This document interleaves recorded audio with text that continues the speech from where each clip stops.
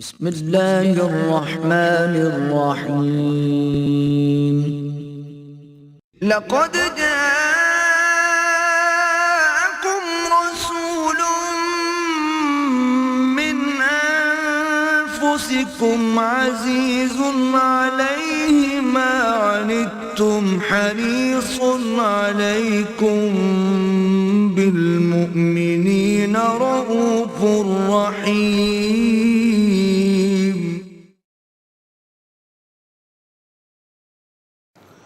نحمده ونصلي على رسوله الكريم اما بعد فقد قال الله تبارك وتعالى كما ورد في سورة الحجرات اعوذ بالله من الشيطان الرجيم بسم الله الرحمن الرحيم قالت الاعراب آمنا قل لم تؤمنوا ولكن قولوا اسلمنا ولما يدخل الإيمان في قلوبكم إلى قوله تعالى إنما المؤمنون الذين آمنوا بالله ورسوله ثم لم يرتابوا وجاهدوا بأموالهم وأنفسهم في سبيل الله أولئك هم الصادقون. وقال عز وجل كما ورد في سورة الصف یا ایھا الذین آمنوا هل ادلکم علی تجارۃ تنجیکم من عذاب علیم تؤمنون باللہ ورسولہ وتجاہدون فی سبیل اللہ باموالکم وانفسکم ذالکم خیر لکم ان کنتم تعلمون. وقال جل وعلا كما ورد فی نفس السورہ ان اللہ یحب الذین یقاتلون فی سبیلہ صفا کانہم بنیان مرصوص. صدق اللہ العظیم. وعن جرثوم بن ناشر رضی اللہ تعالی عنہ عن رسول اللہ صلی اللہ علیہ وسلم قال ان اللہ فرض فرائض فلا تضيعوها وحد حدودا فلا تعتدوها وحرم اشیاء فلا تنتهكوها وسکت عن اشیاء رحمتا لکم غیر نسیان فلا تبحثوا عنها. رواہ دارقطنی رحمہ اللہ. ھذا حدیث حسن. رب اشرح لی صدری ویسر لی امری واحلل عقدۃ من لسانی یفقہوا قولی. اللہم ربنا الہمنا رشدنا واعذنا من شرور انفسنا. اللہم ارنا الحق حقا وارزقنا اتباعہ وارنا الباطل باطلا وارزقنا اجتنابہ. آمین یا رب العالمین. ہم اربعین نووی کی حدیث نمبر 30 پر گفتگو کر رہے تھے. ایک حد تک تو ہماری گفتگو مکمل ہو گئی تھی، لیکن اس میں ایک کمی کا احساس مجھے ہوا اور میرا خیال ہوا کہ اس کی تلافی آج کر دی جائے. اس حدیث کا جو سب سے اہم اور پہلا ٹکڑا ہے اس میں لفظ آیا ہے فرض. ان اللہ فرض فرائض فلا تضيعوها. حضور فرماتے ہیں کہ دیکھو مسلمانوں، اللہ نے کچھ فرض تو تم پر عائد کر دیے ہیں، لازم کر دیے ہیں، ان کو ضائع مت کرو. یہ اصطلاح فرض کی یہاں پر وارد ہوئی ہے. لازم، واجب، امپیریٹو، یہ تو تمہارے لیے لازم ہے. اس کے بعد جو 3 ٹکڑے اور ہیں،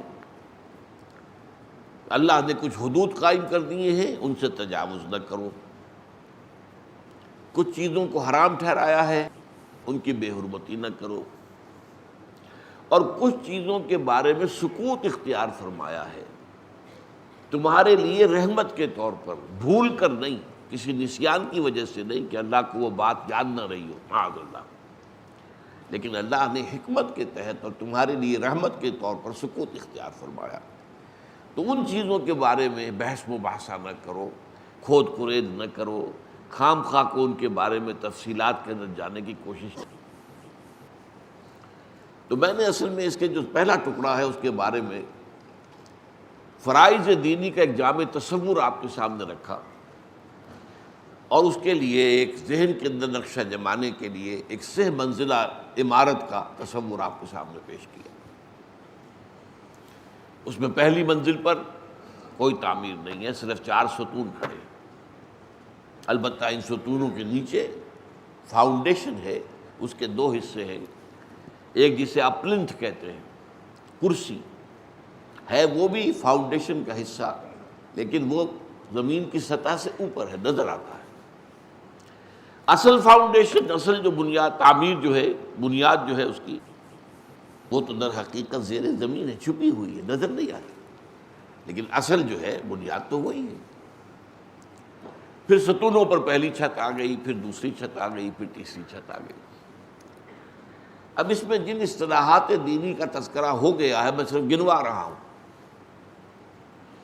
پہلی بات تو یہ کہ جو پلنتھ ہے اس کا گویا کہ ہم سمجھ سکتے ہیں کہ وہ ہے کلمہ شہادت، ایمان کا وربل اقرار، وربل ٹیسٹیفیکیشن، ایٹسٹیشن، اور جو اس کے نیچے ہے وہ ہے اصل ایمان، قلبی ایمان، یقین والا ایمان۔ پھر 4 عبادات ہیں، نماز، روزہ، حج، زکوٰۃ۔ پھر پہلی چھت کے ضمن میں جو اصطلاحات ہم نے سمجھی، اسلام ٹو سرنڈر، اطاعت، دلی آمادگی کے ساتھ حکم ماننا، تقویٰ، احتیاط کرنا کہ کہیں بھی اللہ کی کوئی حد ٹوٹنے نہ پائے، اللہ کے حدود سے تجاوز نہ ہونے پائے، اور ان سب کا مجموعہ عبادت رب، بندگی پرستش، ہمہ تن، ہمہ وقت، ہمہ ایک جہت سے اللہ کی اطاعت، اس کی محبت کے جذبے سے سرشار ہو۔ دوسری چھت پہ کیا ہے، یاد ہوگا آپ کو، تبلیغ، بات پہنچانے کے لیے، to reach out to people, دعوت، ان کو کھینچ کر بلا لینا اللہ کے راستے کی طرف۔ اسی کے ذہن میں آ جائیں گی اور اصلاحات بھی، تعلیم، حضور معلم بنا کر بھیجے گئے، نصیحت، انصح لکم، وصیت، یہ الفاظ اسی کے تابع ہیں۔ تیسری اہم اصطلاح ہے امر بالمعروف نہی عن المنکر، نیکی کا حکم، بدی سے روکنا، اور ان سب کا حاصل کیا ہے، شہادت علی الناس، لوگوں پر حجت قائم کر دینا کہ وہ اللہ کے ہاں یہ نہ کہہ سکے کہ اللہ ہمیں تیرا پیغام کسی نے پہنچایا ہی نہیں۔ اب تیسری منزل ہے، اس کے لیے کیا اصطلاحات آئیں، تکبیر رب، اللہ کو بڑا کرو، یعنی اللہ کی بڑائی کو نافذ کرو، وہ واقعی بڑا مانا جائے۔ اقامت دین، ان اقیم الدین ولا تتفرقوا فیہ، دین کو قائم کرو، دین ایک نظام ہے، پورے نظام کو قائم کرو، اور لیظہرہ علی الدین کلہ، اظہار و دین الحق علی الدین کلہ، پورے کے پورے نظام زندگی پر دین حق کو غالب کر دینا۔ اور پھر ایک اور اصطلاح، وَيَكُونَ الدِّينُ كُلُّهُ لِلَّهِ، دین، نظام پورا کا پورا اللہ کے لیے ہو جائے، اللہ کے تابع ہو جائے۔ اور ایک حدیث میں اصطلاح آئی ہے، لِتَكُونَ كَلِمَةُ اللَّهِ هِيَ الْعُلْيَا، کہ اللہ کی بات سب سے اونچی ہو جائے۔ اب مجھے خیال آیا کہ ان اصطلاحات میں جہاد کا ذکر کہیں نہیں آیا، قتال کا ذکر کہیں نہیں آیا، باقی تو ہمارا تمام فرائض دینی کا جو ہے یہ نقشہ مکمل ہو گیا اس 6 منزلہ عمارت کی تمثیل کے حوالے سے۔ لیکن ہم ایسی حدیثیں پڑھ چکے ہیں جس میں کہ حضور نے فرمایا کہ ہمارے دین کی چوٹی کا عمل جو ہے وہ جہاد فی سبیل اللہ ہے۔ چنانچہ حدیث نمبر 29 میں ہم نے پڑھا تھا، حضرت معاذ رضی اللہ تعالیٰ عنہ سے، جو ایک مختصر حدیث ہے اور جو ترمذی نے روایت کی ہے، تو اس میں کیا الفاظ آتے ہیں، حضور نے فرمایا، الا اخبرک براس الامر وعمودہ وذروۃ السنام، اے معاذ کیا میں تمہیں نہ بتاؤں کہ اس ہمارے دین کے معاملے کی جڑ کیا ہے اور اس کا عمود، تنا کیا ہے، ستون کیا ہے، اور اس کی چوٹی کیا ہے، چوٹی کا عمل کیا ہے۔ قلت بلا یا رسول اللہ، میں نے عرض کیا حضور ضرور فرمائیے۔ قال راس الامر الاسلام، جڑ جو ہے ہمارے اس دین کی وہ اسلام ہے، وعمودہ الصلاۃ، اور اس کا ستون اور اس کا تنا یہ نماز ہے۔ وَذِرْوَةُ صَنَامِهِ الْجِهَاد، اور چوٹی کا عمل جہاد۔ یہی حدیث جو ہے ذرا مفصل جو آئی تھی، ہم نے کافی پہلے پڑھی تھی، یاد ہوگا، اس میں یہی بات ایسے آئی ہے، ان شئت حدثتک یا معاذ برأس هذا الامر وذروة الصنام، اے معاذ اگر تم چاہو تو میں تمہیں بتاؤں کہ ہمارے اس دین کی جڑ کیا ہے، بنیاد کیا ہے، اور اس کی چوٹی کیا ہے۔ فقال بأبی و امی انت یا نبی اللہ فحدثنی، تو حضرت معاذ نے عرض کیا میرے ماں باپ آپ پر قربان ہو اللہ کے رسول، ضرور فرمائیے، یہ تو حکمت دین کا خزانہ ہو جائے گا، مجھے عطا ہو جائے، ضرور مرحمت فرما دیجیے۔ فقال نبی اللہ صلی اللہ علیہ وسلم، اس پر اللہ کے نبی صلی اللہ علیہ وسلم نے ارشاد فرمایا، ان راس هذا الامر ان تشهد ان لا الہ الا اللہ وحدہ لا شریک لہ وان محمد عبدہ ورسولہ، ہمارے اس دین کی جڑ تو یہ ہے کہ تو گواہی دے اس بات کی کہ اللہ کے سوا کوئی معبود نہیں، وہ اکیلا ہے، تنہا ہے، اس کا کوئی شریک نہیں، اور گواہی دے اس بات کی کہ محمد اس کے بندے ہیں اور رسول ہے صلی اللہ علیہ وسلم۔ وَأَنَّ قَوَامَ هَذَا الْأَمْرِ إِقَامُ الصَّلَاةِ وَإِيتَاءُ الزَّكَاةِ، اور اس کا جو تنا ہے، قائم رکھنے والی چیز ہے۔ اب یہاں دو چیزیں بیان کی، اس حدیث میں ایک آئی صرف نماز، یہاں نماز کے ساتھ زکوٰۃ کا اضافہ ہو گیا، اقام الصلاۃ و ایتاء الزکوٰۃ، نماز کا قائم کرنا اور زکوٰۃ کا ادا کرنا۔ وَإِنَّ ذِرْوَةَ الصَّنَامِ مِنْهُ الْجِهَادُ فِي سَبِيلِ اللَّهِ، اور چوٹی جو ہے اس کی وہ ہے جہاد فی سبیل اللہ۔ یہ میں نے دونوں حدیثیں جو ہم پڑھ چکے ہیں، اس میں جو فرمایا گیا کہ چوٹی تو جہاد فی سبیل اللہ ہے، اور میں نے جو نقشہ آپ کے سامنے رکھا اس میں کہیں جہاد کا لفظ نہیں آیا، تو اس کی کمی کی آج تلافی کر رہا ہوں، اسی لیے میں نے وہ آیات آپ کو سنائی ہیں۔ سورہ حجرات کی آیات نمبر 14 15 کئی دفعہ بیان میں آ چکی ہیں۔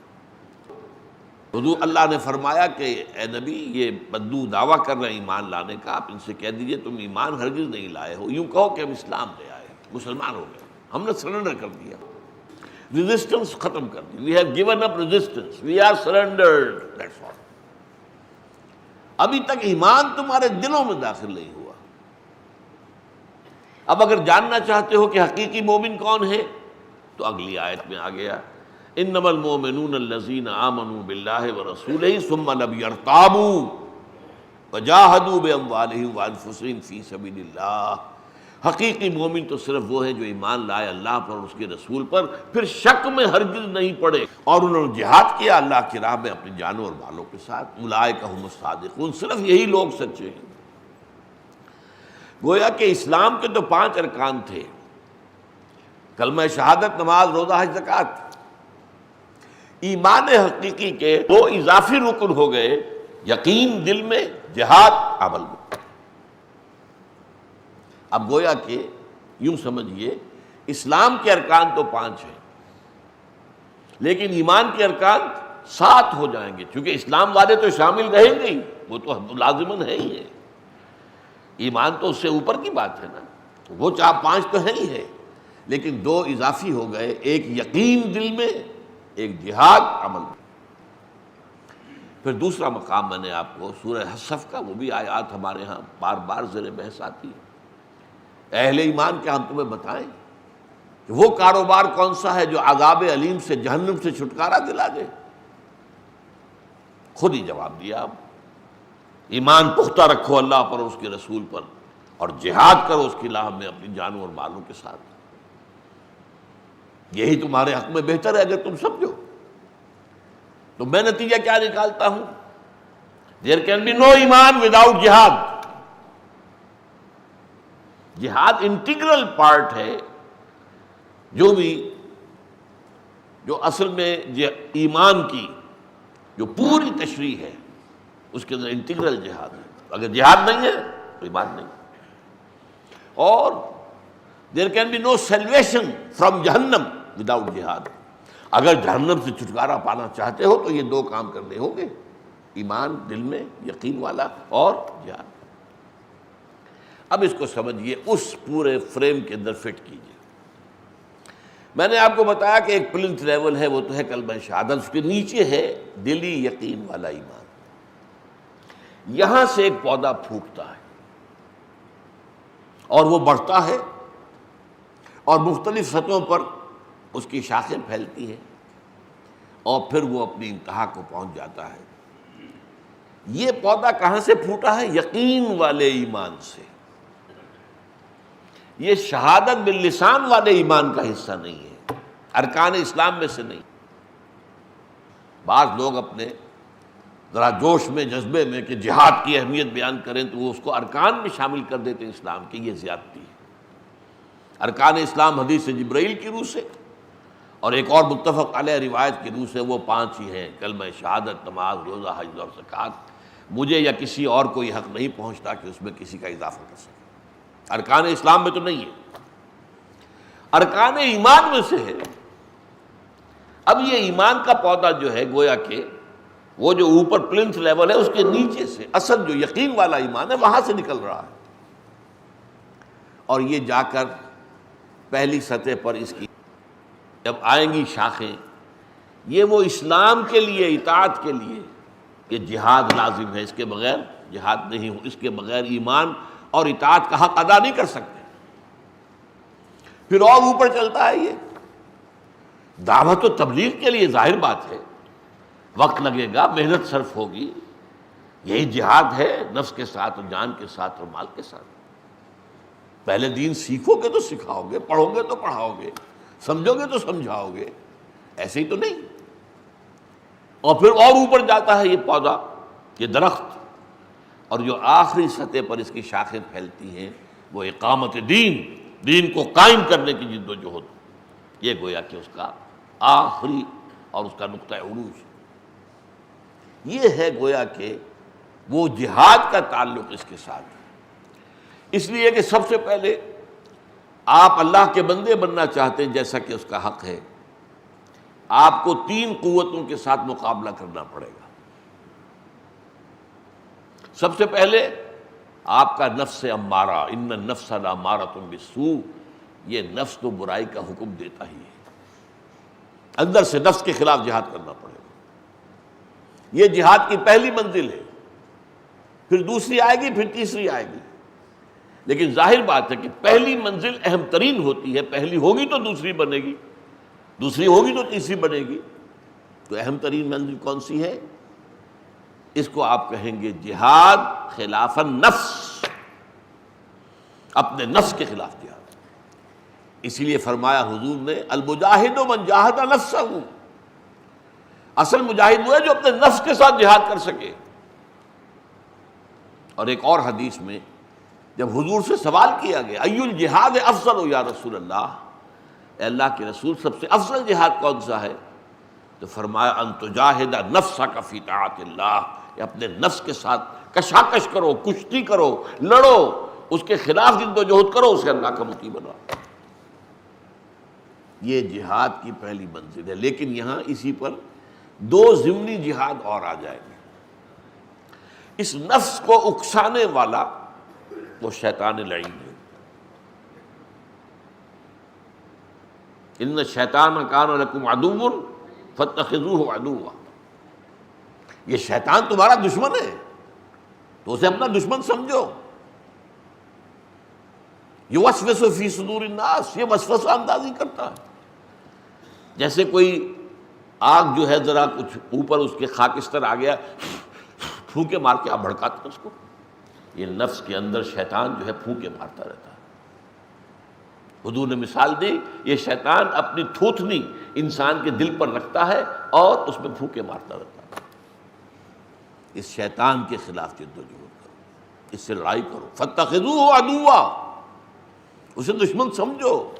وہ تمہیں نظر نہیں آتا، وہ تو تم پر حملہ کرتا ہے جہاں سے تم اسے نہیں دیکھتے، غیر مرئی ہے، جن ہے، اور اس کی جو اولاد ہے، اس کی جو اور جنات کے اندر جو اس کے جماعت ہے، وہ سب کے سب غیر مرئی ہے، نظر نہیں آتے۔ تو یہ جب تک کہ اس کے خلاف جہاد نہیں کرو گے تو کیسے تم اللہ کے بندے بن سکو گے، کیسے اپنے نفس کو تابع کر سکو گے؟ تو جہاد نفس کے خلاف، جہاد شیطان اور اس کی ضروریت معنوی و سلبی کے خلاف. تیسرا جہاد تو اسی لیول پر ہے. ابھی پہلے لیول کی بات ہو رہی ہے. آپ انہیں چاہیں تو سب لیولز کہہ لیں. پہلے لیول کے 3 سب لیولز: نفس کے خلاف جہاد، شیطان اور اس کی ضروریت کے خلاف جہاد، اور نمبر 3 بگڑے ہوئے معاشرے کے خلاف جہاد. یہ معاشرہ آپ کو دھکیلتا ہے برائی کی طرف. کیا کریں جی، اب چلن ہی اس بات کا ہے. کیسے؟ اب اگر یہ پردہ وردہ ہم کر دیں گے تو ہماری بچیوں کے کہاں رشتے ہوں گے؟ کون لے گا ہمیں؟ کون ہمارا داماد بننا پسند کرے گا اگر اس کو یہ معلوم ہو کہ میں گھر کے اندر تو جا ہی نہیں سکتا، مجھے تو باہر بیٹھک میں بیٹھنا پڑے گا، اس لیے کہ اندر تو میری سالیاں بھی ہیں، وہ تو نامحرم ہیں. ہاں ساس محرم ہے، تمہاری اپنی بیوی محرم ہے، سالیاں تو محرم نہیں. تو یہ معاشرہ دھکیلتا ہے.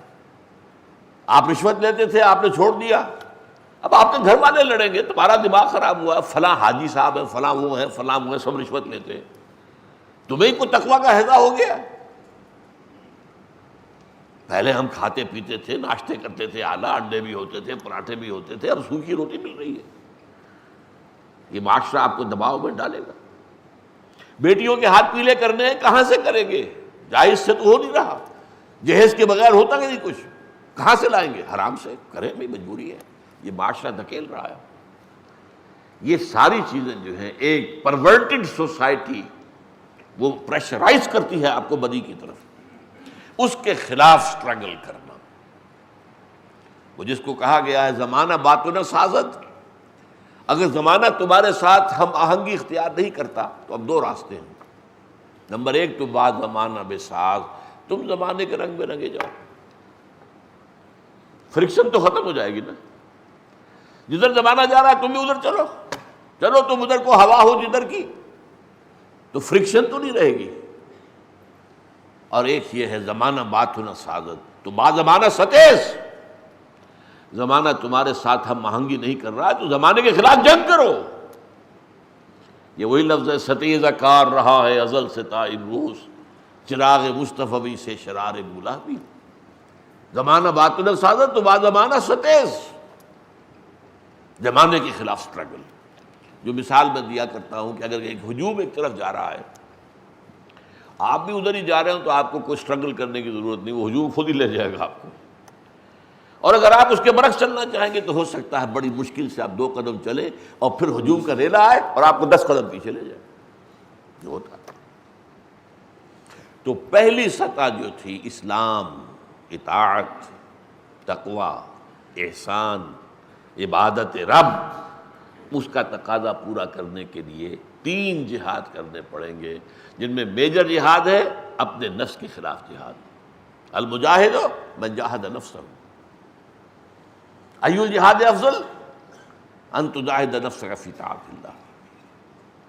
پھر شیطان کے خلاف جہاد. یہ کیسے ہوگا یہ میں بعد میں بتاؤں گا. بگڑے ہوئے معاشرے کے خلاف جو ہے جد و جہد. اب اگلی سطح پر آئیے، دعوت اور تبلیغ. جیسا کہ میں نے کہا پہلے دین سمجھیں گے، سیکھیں گے، تبھی تو آگے پہنچائیں گے. یہ جہاد ہے.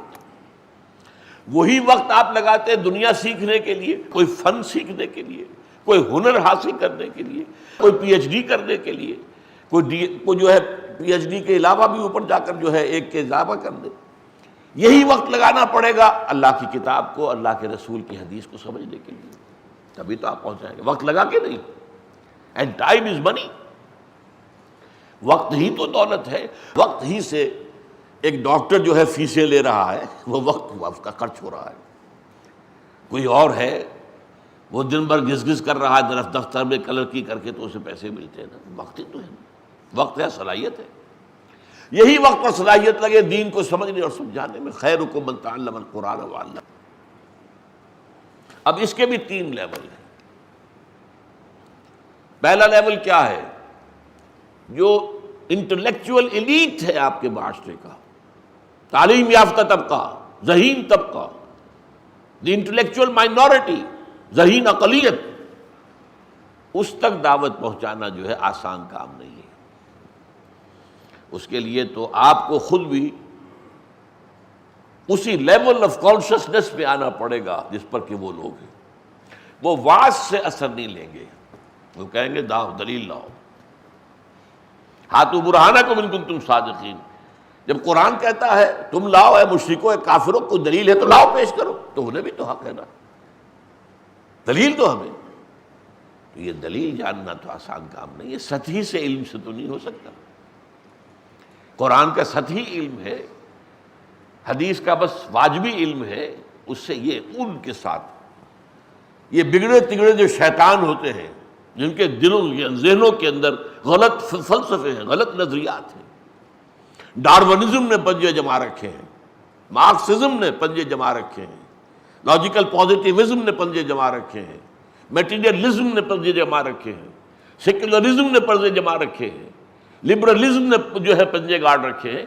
ان سب سے زبردست ہونا، اس کے لیے آپ کو بڑی اونچی سطح پر تحصیل علم اور حکمت کی سطح پر کرنی پڑے گی، and that is a life long process, وہ پوری زندگی کا معاملہ ہے، یہ کوئی پارٹ ٹائم جاب نہیں، ہول ٹائم اور ہول لائف جاب، لگا دو اپنی زندگیوں کو اسی کام کی۔ اس سے کمتر سطح پر ہوتے عوام، عوام جن کے دماغوں میں وہ خناس نہیں ہے، وہ جانتے ہی نہیں ڈارونزم کس بلا کا نام ہے، اور مارکسزم جو ہے وہ کس پرندے کا نام ہے، اور لاجیکل پازیٹیوزم کس کو کہتے ہیں، ایگزسٹانشلزم کس کو کہتے ہیں، انہیں پتہ ہی نہیں۔ کلین سیٹس ہیں، ان کو آپ سادہ انداز میں واعظ اور نصیحت کریں گے، دو شرطیں ہوں گی، ایک تو دل کے خلوص سے کریں، یہ نہ ہو کہ آپ ان کو حقیر سمجھ کر اور دھونس جما رہے ہوں اپنی نیکی کی۔ اگر یہ ہوگا تو ریپیل کرے گا انسان کا ضمیر، چاہے آپ کی زبان پہ نہیں ہے لیکن جو ہے دل کو پہچانتا ہے کہ یہ میرے اوپر دھونس گانٹ رہا ہے اپنی، وہ ریپیل کرے گا خلوص سے۔ ان کی الدین والنصیحہ، یہ حدیث ہم پڑھ چکے ہیں، نصح و خیر خواہی کہتے ہیں، اور دوسرا یہ کہ جس بات کی دعوت دے رہے ہیں اس پر خود بھی عمل پیرا ہو، ورنہ نہیں، ورنہ تو اپنی اس دعوت کو بھی ڈھیلے کا کر دو گے، ڈھیلے کی ہے، اس کی اپنی شخصیت پر اثر انداز نہیں ہوئی تو میں چلوں گا اس سے۔ یہ ہے واعظ۔ اور تیسرا لیول ہوتا ہے جہاں کچھ لوگ باقاعدہ ٹریننگ پا کر اور پیسے اور تنخواہیں لے کر لوگوں کو گمراہ کرنے کی جد و جہد میں لگے ہوئے۔ عیسائی مبلغین آ رہے ہیں، بڑے بڑے فنڈ ہیں ان کے، یہ جو مشنز جو ہوتے ہیں حکومتوں کے بجٹ جتنے ہوتے ہیں ان کے بجٹ۔ قادیانی مبلغین ہیں تو ان کی جو ٹریننگ ہوتی ہے، جس طریقے سے انہیں پڑھایا جاتا ہے، عام علماء ان سے بات نہیں کر سکتے جب تک کہ خاص اس موضوع پر ٹریننگ ان کو بھی نہ ملی ہو۔ تو یہ چیزیں جو ہے بہائی ہیں، قادیانی ہیں، پھر رہے ہیں، یہ جو ہیں جو ایکسپرٹس بن کر آتے ہیں، ان کا مقابلہ جو ہے اس کے لیے آپ کو بھی وہ ٹریننگ حاصل کرنی ہوگی، تب آپ کر سکیں۔ یہ 3 لیول ہو گئے۔ قرآن مجید میں ایک آیت میں ان کو جمع کر دیا گیا، ادعو الی سبیل ربک بالحکمت والموعظۃ الحسنۃ وجادلھم باللتی احسن۔ اپنے رب کے راستے کی طرف بلا، وہ تبلیغ اور دعوت کے جو الفاظ آئے تھے، اور اس کے 3 لیول، بالحکمہ، دانائی کے ساتھ، حکمت کے ساتھ، فلسفے کے ساتھ، دلائل کے ساتھ، براہین کے ساتھ، یہ ٹاپ موسٹ ایلیٹ، دی انٹلیکچوئل مائنورٹی۔ پھر والموعظۃ الحسنہ، اچھا واعظ، اچھی نصیحت لوگوں کو، لیکن وہ دل سے نکلے گا، دل پہ اتر جائے گا، اس لیے کہ دماغ کا بیریئر نہیں ہے۔ وہ پہلے لوگوں میں بیریئر ہے دماغ کا، وہ دماغ کے بیریئر کو پیئرس کریں گے آپ تو پھر ان کے دلوں تک پہنچیں گے، ورنہ نہیں پہنچ سکتے، وہ پردہ بہت بڑا ہے۔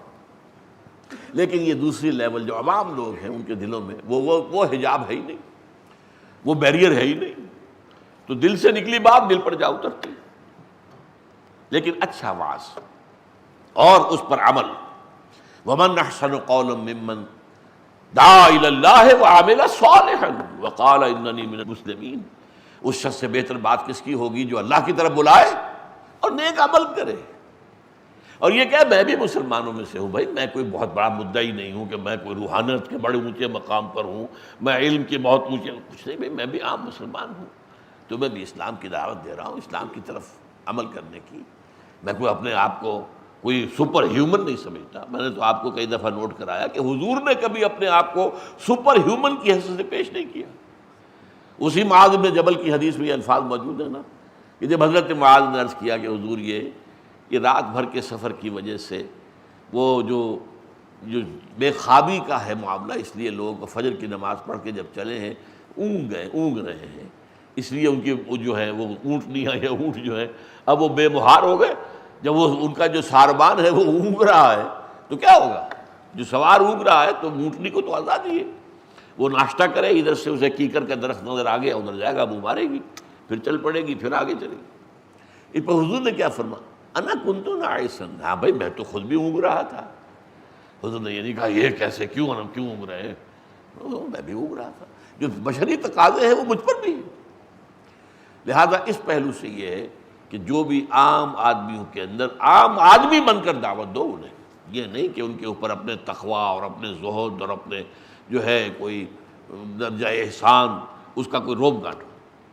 اور تیسرا یہ جدال، مناظرہ، مجادلہ، مناظرہ آپ کو کرنا پڑے گا عیسائیوں سے مناظرہ. جیسے پچھلی صدی کے اندر، بلکہ اس سے بھی پچھلی میں، کیونکہ وہ تو 19ویں صدی کا اختتام تھا جبکہ مولانا رحمۃ اللہ کیرانوی رحمۃ اللہ علیہ نے پادری فینڈر کو شکست دی ہے ہندوستان میں. ورنہ تو اگر وہ بات نہ ہوتی تو شاید ہندوستان کے سارے مسلمان عیسائی ہو جاتے. لیکن فینڈر تو چلا تھا کلکتے سے چل کر اور دلی تک آ گیا، اور ہر جگہ بڑے شہر میں اس نے علماء کو شکستیں دی. اس لیے کہ ہمارے علماء بائبل پڑھتے ہی نہیں، نہ تورات پڑھی نہ انجیل پڑھی. وہ آتے تھے تیاری کر کے پورے قرآن مجید کا ماسٹر ہو کر، عربی زبان کے اندر وہ بڑا فلوئنٹ ہو کر آتے تھے، تیار ہو کر آتے تھے. تو کیسے مقابلہ کر لیں؟ اس کے لیے تو تیاری ہونی چاہیے پہلے. اگر وہ آپ کے قرآن پر حملہ کر رہے ہیں تو آپ کو معلوم ہونا چاہیے کہ انجیل کے کون کون سے مقامات ہیں جہاں پر آپ جھول دکھا سکتے ہو، تب چپ ہوں گے نا. اس دور میں ہمارے ہاں شیخ احمد دیدات نے وہ کام کیا. اب جو ہے آپ کو معلوم ہے ڈاکٹر ذاکر نائک وہ کام کر رہا ہے. اور ڈاکٹر ذاکر نائک نے تو ہندو مت کے خلاف بھی، اور ان کی کتابوں سے جو ہے ان کے حوالوں سے ان پر حجت قائم کر رہے ہیں. یہ جو ہے جادلہم باللتی احسن، لیکن گالی مت دینا. وہ تمہیں گالی دے تم گالی مت دینا. وہ اللہ کو برا بھلا کہے تم ان کے معبودوں کو برا بھلا مت کہنا. کہیں ایسا نہ ہو کہ ان کی حمیت بھڑک اٹھے، نہیں سنتے تمہاری بات، نہیں. بلکہ یہ ہے کہ اس کے لیے جادلہم باللتی احسن، اچھے طریقے سے ان کے بھی جذبات و احساسات کا پاس کرتے ہوئے اس پر ان کے ساتھ دعوت دو. تو یہ دوسرے لیول کے جہاد کے 3 سب لیول ہو گئے. دعوت و تبلیغ انٹلیکچوئل ایلیٹ کو نمبر 1، دعوت و تبلیغ عوام الناس کو نمبر 2، اور نمبر 3 جو ہیں بگڑے تگڑے جو آ کر جو تو در حقیقت انہیں تو تنخواہیں ملتی ہیں اسی بات کی کہ مسلمانوں کو گمراہ کرو، تو ان کا مقابلہ جو ہے انہی کی جگہ پر اسی میدان میں آ کر کرنا. اب آئیے تیسرا لیول ہے اللہ کے دین کو قائم کرنا. یہ سب سے مشکل ہے. یوں سمجھیے کہ یہ درخت اب اپنی چوٹی کو پہنچ رہا ہے. نظام کو بدلنا، انقلاب برپا کرنا. ہر نظام کے ساتھ کچھ ویسٹڈ انٹرسٹ ہوتے ہیں لوگوں کے، جس کو آپ آج کل پڑھتے ہیں عام طور پر اسٹیٹس کو. وہ لوگ جو ہیں جن کے مفادات ہیں وہ چاہتے ہیں اسٹیٹس کو رہے، یہ ہمارا نظام جو ہے اسے کوئی نہ چھیڑے. جاگیرداری نظام ہے، کبھی جاگیردار پسند کرے گا کہ ہمارے نظام کو ختم کیا جائے؟ ناممکن. جو بھی نظام دنیا کے اندر ہے اس کے ساتھ ویسٹڈ انٹرسٹ اور مراعات یافتہ طبقات ہوتے ہیں. وہ طبقات جن کو خاص مراعات اس میں حاصل ہوتی ہیں وہ کبھی بھی اپنی مراعات چھوڑنے کو تیار نہیں ہوتے. یہاں تصادم کرنا پڑے گا، فزیکل تصادم ہوگا. اس سے پہلے کیا تھا؟ اندر ہی اندر آپ کے ایک ہو رہا تھا جہاد نفس کے خلاف اور شیطان کے خلاف، تو اندر ہی اندر تھا نا. دوسرے نمبر پر جہاد ہو رہا تھا نظریات کے خلاف، باطل عقائد کے خلاف. اس میں جنگ تو نہیں تھی، اس میں تصادم نہیں تھا. زیادہ نہیں ہے کہ کوئی آپ کو گالی دے جائے گا، کوئی آپ کو جو ہے برا بھلا کہہ دے گا، مانیں گے تو نہیں. نظام کو بدلنے کے لیے تو ہتھیلی پر جان رکھ کر میدان میں آنا پڑے گا. اس کے بھی 3 لیول ہیں. پیسو ریزسٹنس، اگر وہ تمہیں پرسیکیوٹ کریں، ٹارچر کریں، برداشت کرو وداؤٹ اینی ریٹیلیشن. جو 12 سال تک مکے میں حکم یہی تھا، چاہے تمہارے ٹکڑے کر دیں اور چاہے تمہیں زندہ جلا دیں، you are not allowed to retaliate. You are not allowed to raise your hands even in self-defense. اس تصادم کا پہلا مرحلہ یہ تھا، اور یہی اصل میں جو کامیابی کا سب سے بڑا راز ہے محمد کا صلی اللہ علیہ وسلم، وہ یہی ہے۔ اس سیرت کو سمجھا ہی نہیں ہے لوگوں نے۔ پڑھیے میری کتاب منہج انقلاب نبوی، کیا انقلاب کا منہج کیا تھا، کیا اس کے مراحل تھے۔ 12 برس تک order of the day, know retaliation, take all persecution whether it is verbal. کسی نے آ کے آپ کو گالی دی ہے، کسی کا پاگل ہو گئے، کسی دماغ خراب ہو گئے، اور حضور سے کہا گیا یہ پاگل ہو گئے، مجنون ہے، انہ لمجنون، کذاب، ساحر کذاب، یہ سب کہا گیا۔ برداشت کرو اے محمد، صبر کرو۔ فاصبر علی ما یقولون واہجرہم ہجرا جمیلا، صبر کیجئے جو کچھ یہ کہہ رہے ہیں۔ اور یہ نہیں ہے کہ آپ کو تکلیف نہیں پہنچی، ہمیں معلوم ہے۔ اللہ فرماتا ہے سورہ ہجر کے آخر میں وَلَقَدْ نَعْلَمُ أَنَّكَ يُضِيقُ صَدْرُكَ بِمَا يَقُولُونَ، ہمیں معلوم ہے اے نبی، اے محمد صلی اللہ علیہ وسلم، کہ جو کچھ یہ کہتے ہیں اس پر آپ کا سینہ بھجتا ہے، اندر سے دکھ ہوتا ہے۔ یہی تھے جو میرے قدموں میں اپنی آنکھیں بچھاتے تھے، یہی ہیں جو آج صادق الامین کہتے تھے، جہاں صادق ذا الامین، آج یہ مجھے جھوٹا کہہ رہے ہیں، کذاب کہہ رہے ہیں، شاعر کہہ رہے ہیں، ساحر کہہ رہے ہیں، مسحور کہہ رہے ہیں، رجلا مسحورا۔ چاہے وہ وربل پرسیکیوشن ہو، چاہے فزیکل ہو، جھیلو، برداشت کرو۔ اس کے بعد ایک وقت آتا ہے جبکہ کافی تعداد ہے، now you can challenge the system. ظاہر بات ہے 2-4 آدمی، 200-400 آدمی سے سسٹم چینج نہیں ہوتا، چیلنج نہیں ہو سکتا۔ آج کل کے حساب سے لاکھوں آدمی چاہیے۔ اب اگر آپ کو اندازہ ہے، اب آپ اس نظام کے خلاف کوئی حرکت کیجیے، عملی ایکٹیو ریزسٹنس جسے کہتے ہیں، اور پھر تصادم ہوگا۔ تصادم میں جانے دینے کو نہیں تیار رہو، میدان میں آ جاؤ، چاہے وہ 2 طرفہ تصادم ہو جیسے کہ حضور کی سیرت میں نظر آتا ہے، چاہے آج کے دور میں ایک خاص شکل آئی ہے یک طرفہ تصادم، یک طرفہ جنگ۔ آپ نہ مارے کسی کو، سسٹم کو بلاک کر دیں، جیسے ہم کہتے ہیں کہ دھرنا دیں گے، یہ کریں گے، گھیراؤ کریں گے۔ یہ کام جو ہے یہ آج کے دور میں یہ نئی شکل پیدا ہوئی ہے، بجائے 2 طرفہ جنگ کے۔ یوکرائن میں اسی طرح انقلاب آ گیا، بھاگ گیا، وہ جو صدر تھا اسے بھاگنا پڑا۔ جب سیلاب آ گیا لوگوں کا اور پارلیمنٹ کے اوپر حملہ آور ہو گیا تو وہ بھاگا پچھلے دروازے سے جان بچا کر۔ یہ جارجیا میں ہوا، یہ لیٹن امریکہ میں کئی ممالک میں ہوا، یہ ہو رہا ہے۔ تو یہ ہے، لیکن اپنی جان دینے کو تو تیار رہنا پڑے گا۔ ہو سکتا ہے کہ وہ حکومت جو ہے حکم دے اور آپ پر گولیاں چلے، دے دو جان، تو جان دی ہوئی اسی کی تھی، حق تو یہ ہے کہ حق ادا نہ ہوا۔ تو یہ ہے جہاد سے اب قتال آ گیا، یہ ہے آخری نمبر۔ گویا کہ میں نے 8-9 منزلیں آپ کے سامنے بیان کی ہے جہاد کی، 3 جو لیولز تھے اس کے اوپر ایک پر 3 جہاد نفس کے خلاف، جہاد ابلیس اور اس کی ذریت کے خلاف، جہاد بگڑے ہوئے معاشرے کے خلاف، دعوت و تبلیغ ایلیٹ کو، پڑھے لکھے لوگوں کو، ذہین اقلیت کو، عوام کو، اور جو بگڑے تگڑے بگاڑنے کے لیے جو تنخواہ لیتے ہیں، who are paid for that، ان سے مناظرہ اور انہیں شکست دینا۔ اور پھر میں نظام کے خلاف جدوجہد، پیسو ریزسٹنس، ایکٹیو ریزسٹنس، اور پھر جان ہتھیلی پر رکھ کر میدان میں، یہ قتال کا مرحلہ ہو جائے گا جو سب سے اونچا ہے۔ اس لیے میں نے سورہ صف کی وہ آیت بھی آپ کو سنائی کہ ان اللہ یحب الذین یقاتلون فی سبیلہ صفا کانہم بنیان مرصوص۔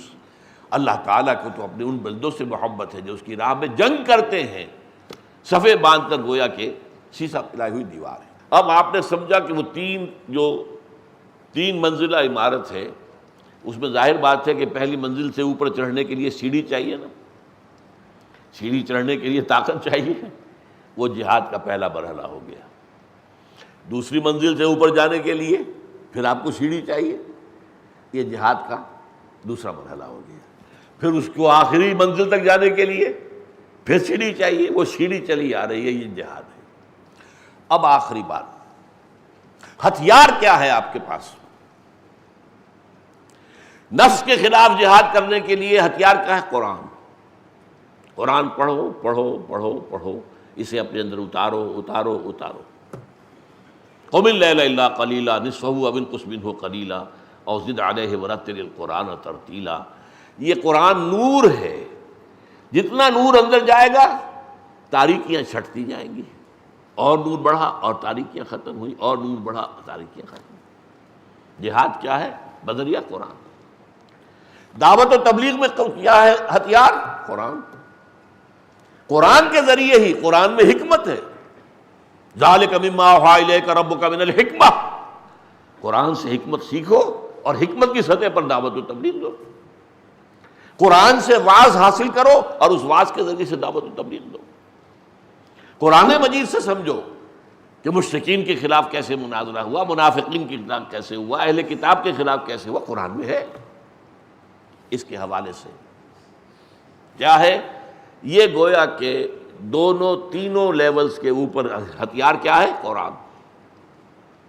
اسی لیے سورہ الفرقان میں فرمایا گیا فَلَا تُطِعِ الْكَافِرِينَ وَجَاهِدْهُمْ بِهِ جِهَادًا كَبِيرًا، اے نبی آپ ان کافروں اور مشرکوں کی بات پر نہ جائیے اور جہاد کرتے رہیے ان کے خلاف، جہادًا کبیرہ، اس قرآن کے ذریعے سے بہت بڑا جہاد۔ مکے میں جو جہاد ہو رہا تھا، چاہے وہ نفس کے خلاف تھا، چاہے وہ باطل عقائد کے خلاف تھا، باطل نظریات کے خلاف تھا، وہ کیا تھا؟ جہاد بالقرآن، قرآن کے ذریعے سے۔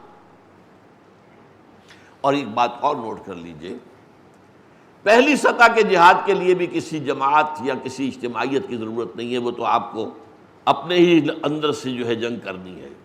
میں آپ کے نفس کے خلاف نہیں جہاد کر سکتا، آپ میرے نفس کے خلاف نہیں کر سکتے۔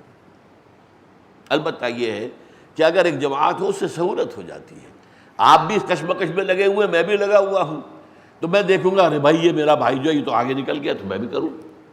اس نے اتنی بڑی بات کر لی، 30,000 روپے تنخواہ لے رہا تھا بینک میں، اس کو چھوڑ کر آ کر اب یہ 10,000 پر کام کر رہا ہے، میں بھی کر سکتا ہوں، اللہ کرے مجھے بھی اللہ کو ہمت دے دے۔ دوسرے مرحلے پر دعوت و تبلیغ کے لیے یہاں بھی جماعت لازم نہیں ہے، ادارے ہوں، جیسے ہماری انجمن خدام القرآن ہے، قرآن مجید کی تبلیغ اور اشاعت کے لیے، اور انجمنیں بنتی ہیں۔ IRF آج ہے، اسلامک ریسرچ فاؤنڈیشن، IRF جو ہے یہ بہت بڑا ادارہ بن گیا۔ وہ ادارے، انسٹیٹیوٹس یہ کافی ہیں۔ تیسرے مرحلے پر آ کر اب جہاد بالقرآن کے بعد جہاد بالسیف، جہاد بالید، طاقت کے ساتھ، تلوار کے ساتھ، یہ جہاد جو ہے یہ ہے جس کا نام قتال ہے، اور اس کے لیے شرط لازم ہے جماعت۔ یہ انفرادی طور پر نہیں ہو سکتا، یہ اداروں کے ذریعے جماعت، سم و طاعت والی جماعت۔ علیکم بالجماعہ انی آمرکم بخمس اللہ امرنی بہن بالجماعت والسمع والطاعت والہجرت والجہاد فی سبیل اللہ۔ اے مسلمانوں، میں تمہیں 5 باتوں کا حکم دے کر جا رہا ہوں، اللہ نے مجھے ان کا حکم دیا، اپنی طرف سے نہیں کہہ رہا۔ جماعت کی شکل اختیار کرو، حکم سنو امیر کا اور اطاعت کرو، اور اس شکل، اس جماعت کے ساتھ پھر جہاد بھی کرو اور ہجرت بھی کرو۔ یہ اصل میں آخری درجے کے لیے لازم، علیکم بالجماعہ، یہ لازم ہے۔ ہاں، پہلے درجے کے لیے ضروری نہیں ہے، دوسرے درجے کے لیے ادارے کافی ہیں، ادارے ہیں، انسٹیٹیوٹس ہیں، انجمنیں ہیں، فاؤنڈیشنز ہیں، وغیرہ وغیرہ، نشر و اشاعت کے ادارے ہیں، وغیرہ وغیرہ۔ لیکن تیسرے لیول کا جہاد وہ تو جماعت کی شکل میں ہوگا، اور جماعت اگر حضور کے نقش قدم پر قائم کرنی ہے تو وہ بیعت کی بنیاد پر ہوگی۔ بیعت کرو مجھ سے، میرا ہر حکم سنو گے اور مانو گے۔ بایانا رسول اللہ صلی اللہ علیہ وسلم علی السمع والطاعت فی العسر والیسر والمنشط والمکرہ وعلی عثرۃ علینا وعلی لا ننازع امر اہلہ وعلی ان نقول بالحق اینما کنا لا نخاف فی اللہ لومۃ لائم، متفق علیہ۔ یہ متفق علیہ حدیث ہے۔ حضرت عبادہ ابن ثابت فرماتے ہیں ہم نے بیعت کی تھی اللہ کے رسول سے، آپ کا ہر حکم سنیں گے اور اطاعت کریں گے، چاہے مشکل ہو چاہے آسان ہو، چاہے ہماری طبیعتیں آبادہ ہوں چاہے ہمیں اپنی طبیعتوں پر جبر کرنا پڑے، چاہے آپ دوسروں کو ہم پر ترجیح دے دیں، ہم کبھی یہ نہیں کہیں گے کہ حضور آپ نے 9 وارد کو ہم پر امیر بنا دیا، ہم آپ کے پرانے خادم تھے، یہ کیسے ہوا؟ نہیں، آپ کا پریروگیٹو ہوگا یہ، جس کو چاہیں بنائیں، اور جس کو آپ امیر بنائیں گے اس کا بھی حکم مانیں گے، اس کی اطاعت کریں گے۔ یہ تو جماعت کا نظم ہوتا ہے، برانچنگ ہوتی ہے، ایک ٹوٹل امیر ہے، پھر کوئی ایک صوبائی امیر ہے، ایک ضلعی امیر ہے، وغیرہ وغیرہ۔ تو اس کے تحت اس کی اطاعت ہوگی۔ اور ہاں جو بات جو حق ہوگی ہمارے نزدیک اسے بیان ضرور کر دیں گے، ڈریں گے نہیں کہ کوئی لوگ کہیں گے لوگ دیکھو جی ان کو یہ تو پاگل دماغ خراب ہو گیا ان کا، یہ کیا بات کر، کچھ بھی کہیں، اینما کننا، جہاں بھی ہوں گے حق بات ضرور کہہ دیں گے، لیکن اس کے بعد جو بھی حکم ہوگا امیر کا اس کی اطاعت کریں۔ یہ ہے اس نقشے میں جو کمی رہ گئی تھی 6 منزلہ عمارت۔ اس 6 منزلہ عمارت میں آج ہم نے ایک سیڑھی کا اضافہ کیا، وہ جہاد ہے، اور ان 3 لیولز کے اوپر جہاد میں جو اصل ذریعہ ہے وہ قرآن ہے، اس کے ذریعے سے 2 لیولز کے اوپر جہاد، اور تیسرے پر آ کر جان ہتھیلی پر رکھ کر چاہے 2 طرفہ جنگ اور چاہے یک طرفہ جنگ اپنی جان دینے کے لیے تیاری کرنی پڑی ہوگی۔